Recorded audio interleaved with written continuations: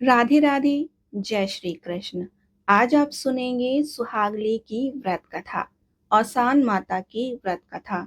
सुहागले व्रत बहुत ही प्रचलित व्रत है। यह पूजा विवाह के बाद नई दुल्हन के आने पर किया जाता है। कई सुहागिनें खुशी से भी यह पूजा करती हैं। अपनी कोई मन्नत पूरी होने पर भी लोग यह पूजा करते हैं। इस पूजा में जो सुहागिनें पूजा में शामिल होती हैं, वे सभी पूजा तक उपवास रखती हैं।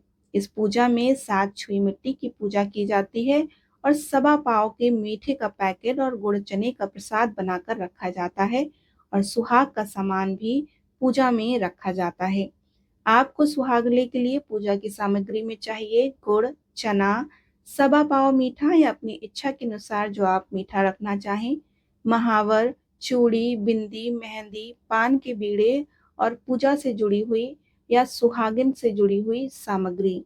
एक चौकी पर पटा या चौकी रखकर उस पर एक साफ कपड़ा बिछाकर उस पर 7 छुई की मिट्टी रखें और पूजा की सारी सामग्री उस पर रखें। पहली छुई मिट्टी को महावर और हल्दी लगाकर सभी सुहागिनें महावर लगाती हैं।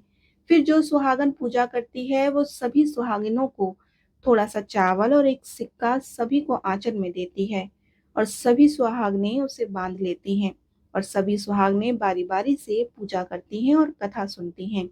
आरती करके सुहाग लेती हैं और सभी सुहागनों को भोजन कराते हैं और प्रसाद को अपने सुहाग और बच्चे को देते हैं। आइए अब हम आपको सुहागली की कथा सुनाते हैं। एक हस्तपुर नाम का राज्य था। राजा ने अपनी बहन का विवाह बहुत ही धूमधाम से किया। उन्होंने अपनी बहन को सब कुछ दिया, किसी भी चीज की कमी नहीं की। शादी बहुत अच्छे से की और बहन को विदा भी कर दिया। बारात ने विदा लिया और चलते चलते थक गए तो एक जगह उन्होंने पड़ाव डाला और इधर राजा साहब भी सैर पर निकले। तभी उन्होंने बारात को देखा। तभी बारातियों में से किसी ने बोला कि खूंटे ले आओ घोड़ों को बांधने के लिए। किसी ने बोला वो तो नहीं दिए। तो एक बाराती बोला कि दुल्हन के हाथ काट कर खूंटे बना लो। राजा ने इतना कुछ दिया, खूंटे नहीं दिए। राजा की ये सब सुन रहे थे। उन्हें बहुत दुख हुआ कि इतना कुछ देने के बाद भी उनको संतोष नहीं। राजा ने फरमान निकाल दिया कि अब इस राज्य में एक भी लड़की नहीं होगी और जो होगी उन्हें मार दिया जाएगा। राजा साहब के यहाँ बेटे का जन्म हुआ। धीरे धीरे समय बीतता गया। राजकुमार बड़ा हुआ। राखी का त्योहार आया पर राजकुमार की तो कोई बहन नहीं थी। राजकुमार ने माँ से पूछा कि मेरी बहन क्यों नहीं। माँ ने पिता का फरमान सुनाया और माँ ने कहा कि तुम्हारे दोस्त की बहन आएगी तो तुम्हें राखी बांध देगी। राजकुमार ने कहा कि मुझे अपनी ही बहन चाहिए। जब जो भी कन्या होगी वो जीवित रखी जाए। कुछ दिन बीते और राजा साहब बाहर गए हुए थे। उसी बीच रानी ने कन्या को जन्म दिया। राजा साहब के आने से पहले उस कन्या की पूरी व्यवस्था महल के ऊपर कर दी गई। एक दिन राजा साहब भोजन कर रहे थे। तभी पानी में उस कन्या की प्रतिबिंब पानी में दिखा। राजा ने दहाड़ते हुए, कौन है? कन्या ऊपर महल में थी। रानी को काटो तो खून नहीं। रानी घबरा जाती है और रानी राजकुमार की सब बात कह सुनाती है। राजकुमार को देश निकाला के आदेश दे दिए जाते हैं।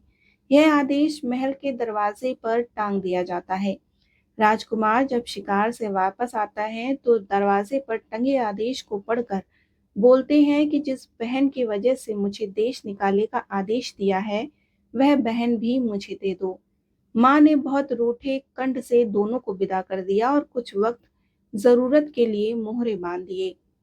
घोड़े पर सवार होकर दोनों चल दिए। राजकुमार ने एक जंगल में घर बनाकर रहने लगे। भाई काम पर जाता और बहन घर में रहती। एक दिन बहन ने कहा कि भैया, मैं दिन भर घर में बोर हो जाती हूँ, मेरे लिए चिनिया मुनिया ले आओ। भाई ने कहा कि कुछ पैसे कमा लूं फिर ला दूंगा। बहन ने एक मोहर लाकर भाई को दी। तब बहन के लिए चिनिया मुनिया ला दिया। भाई दिन भर काम करता और बहन चिनिया मुनिया के साथ खेलती। एक दिन बहन ने चिनिया मुनिया को खाना देना भूल गई। दोनों छटपटाने लगे। भाई भी घर पर नहीं। बहन रोने लगी कि माँ पिताजी ने घर से तो निकाल दिया, भाई ने चिनिया मुनिया ला के दिया, उसका भी ख्याल मैं नहीं रख पाई। अब मैं भाई को क्या कहूंगी। तभी औसान बीवी माता ने एक बुढ़िया का रूप धरकर उस कन्या के पास आई। कन्या ने सारी बात सुनाई तो माता ने कहा कि माता की मनौती मांगो और 7 सुहागनों को न्योता दो। तब कन्या ने कहा कि मैं इस जंगल में सुहागने कहाँ पाऊंगी। माता ने कहा, "वो मैं कर दूंगी, तुम सिर्फ गुड़ चना बुलवा देना।" ऐसा कहकर वह चली गई। कन्या ने सुहागले का न्योता दिया, वैसे ही चिनिया मुनिया चहचहाने लगी। शाम को भाई को पूरी बात बताई और गुड़ चना लाने को कहा। भाई ने कहा कि पूजा है, ज्यादा गुड़ चना लगेगा, थोड़े पैसे कमा लूं फिर ला दूंगा। बहन एक मोहर ला करके देती है और भाई ने बाजार जाकर सामान ला दिया। दूसरे दिन सोमवार था। बहन ने साफ सफाई करके पूजा की तैयारी करी। तभी देखा तो चने बिना भूंजे हुए थे। बहन ने सोचा, ये मैंने कल क्यों नहीं देखा। भाई भी काम पर चला गया, अब इस जंगल में मेरी मदद कौन करेगा। तभी एक बारात वहां से गुजरी। तभी कन्या ने बोला कि मेरे चने भुजवा दो। किसी ने बोला, इसके चने भुजवाने जाएंगे तो हमारी बारात आगे निकल जाएगी, हम नहीं जा रहे। बारात आगे निकल गई। थोड़ी देर में एक मुर्दा वाले वहां से गुजरे, उनसे भी चने भुजवाने की बात कही।